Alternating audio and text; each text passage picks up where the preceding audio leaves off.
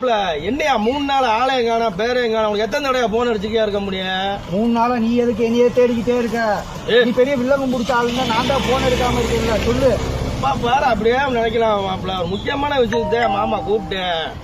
என்னையா முக்கியமான விஷயம், முக்காத விஷயம் சொல்லியா? நீ பேசுனாலே வில்லங்கமா இருக்கு. நான் சென்னை வரைக்கும் போயிருந்தேயா, சொல்லியா முதல். ஓகேங்க, எதுக்கு சென்னைக்கு போயிருந்தீங்க? நேர்காணலுக்காண்டி போயிட்டு வந்தேன் மாமா. சொல்லு மாமா முதல். அத பத்தி தான் நானும் சொல்றேன். உண்மையிலே தப்பா நினைச்சேன் மாப்பிள்ள. உங்க கட்சி நம்பர் 1 சொல்லிக்கிருந்தா பத்தியா, நானும் இப்ப தப்பாவே நினைச்சுக்கிருந்தேன் மாப்பிள்ள. இப்பதான் தெரிஞ்சுக்கிட்டேன். ஒரு 7-8 விஷயத்துல உண்மையிலேயே நீங்க தான் இந்தியாவிலே நம்பர் 1. ஒத்துக்கிறையா? ஒத்துக்கிட்டியா? ரொம்ப சந்தோஷம்யா. உன் பொண்ணான வாயில சொன்னவாரு இனிமேல உன்னை நான் பாராட்டுவையா? அந்த உன் பொண்ணான வாயில சொல்லியா மாமா இதுல நம்பர் 1 இருக்கியா? நம்பர் 1 நிறைய இருக்கு.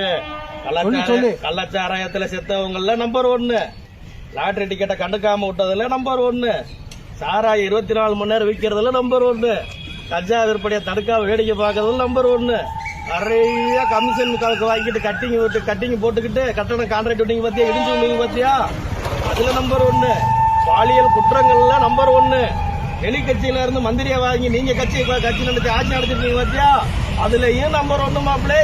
நீங்க தான் நம்பர் 1.